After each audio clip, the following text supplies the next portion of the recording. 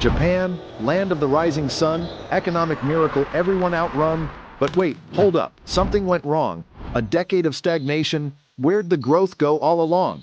What's up everybody, and welcome back to the channel. This video shall delve into the fascinating, but kind of frustrating story of Japan's lost decade. You heard that right?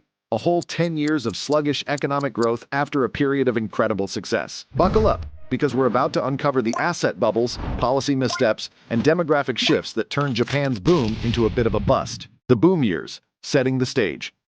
To understand the lost decade, we need to rewind a bit. After the devastation of World War II, Japan rose from the ashes with a vengeance. They adopted a unique economic model focused on export-driven growth, government intervention, and close collaboration between businesses and the government. This strategy, coupled with a highly educated and disciplined workforce, fueled a period of rapid economic expansion that lasted for decades. The asset bubble, inflating dreams and debt. By the late 1980s, Japan was an economic powerhouse. But with success came temptation. Low interest rates and government policies aimed at stimulating investment led to a massive asset bubble, particularly in the stock and real estate markets. Think Wall Street in the late 90s. But on steroids, people poured money into stocks and properties, pushing prices to astronomical heights. This created a sense of euphoria, with everyone feeling wealthier by the day. Businesses took on massive amounts of debt to fuel expansion, confident that ever-increasing asset prices would guarantee their success. The bubble bursts, a decade of stagnation. Unfortunately, as with all bubbles, it eventually burst. In 1990, the Bank of Japan, worried about inflation, raised interest rates. This triggered a domino effect. Stock prices plummeted, wiping out trillions of dollars in wealth. Real estate followed suit, leaving banks saddled with a mountain of bad debt from loans secured by inflated property values. Businesses, now heavily in debt and facing a stagnant property market, became risk-averse, cutting back on investment and hiring. Consumer spending also dropped as people worried about their financial security. The result? A decade of slow economic growth, deflation, and high unemployment. A stark contrast to the previous boom years. Policy missteps, from boom to bust. While the bursting bubble was the initial trigger, Japan's economic woes can't solely be blamed on market forces. The government's response to the crisis also played a significant role. Here are some key missteps. First, tardy and timid stimulus. The government was hesitant to take decisive action to stimulate the economy. Early attempts at fiscal stimulus were half-hearted and ineffective. This left businesses and consumers uncertain about the future, further dampening economic activity. Second, zombie banks. Fearing financial instability, the government bailed out struggling banks. However, these banks, burdened with bad debt, remained reluctant to lend, hindering economic activity.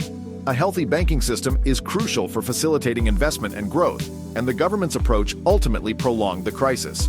And third, regulatory failures. In the lead-up to the bubble, lax regulations allowed financial institutions to engage in risky lending practices. This contributed to the severity of the crisis and highlighted the need for strong financial oversight. Demographic shifts, a looming challenge. Adding to Japan's woes was a demographic time bomb. Japan's population began to age rapidly, with a declining birth rate and an increasing number of retirees. This meant a shrinking workforce and a greater burden on social security programs. A smaller workforce translates to lower potential economic growth, as there are fewer people to produce goods and services. Additionally, the need to support a larger retired population puts a strain on government finances.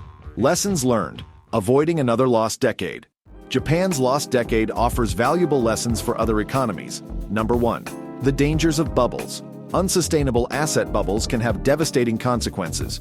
Regulatory measures are crucial to prevent them from inflating too far. Central banks need to be vigilant in monitoring asset prices and take steps to cool down overheated markets. Number 2. The importance of effective policy. Governments need to act swiftly and decisively in response to economic crises. Stimulus packages should be well-designed and targeted to boost economic activity. Additionally, addressing bad debt in the banking system is crucial for restoring confidence and facilitating lending. And lastly, long-term demographic planning. Countries with aging populations need to implement policies that encourage higher birth rates, immigration, and increased labor force participation among older adults. Investing in education and training can also help to equip the workforce with the skills needed for a changing economy.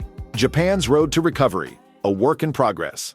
Japan continues to grapple with the challenges of economic stagnation and a rapidly aging population. The government has implemented various reforms, including quantitative easing and structural changes aimed at promoting innovation and entrepreneurship. However, the road to recovery is long and arduous. Despite the lost decade, Japan remains a major economic power with a strong technological base. They are a leader in robotics, artificial intelligence, and other cutting-edge industries.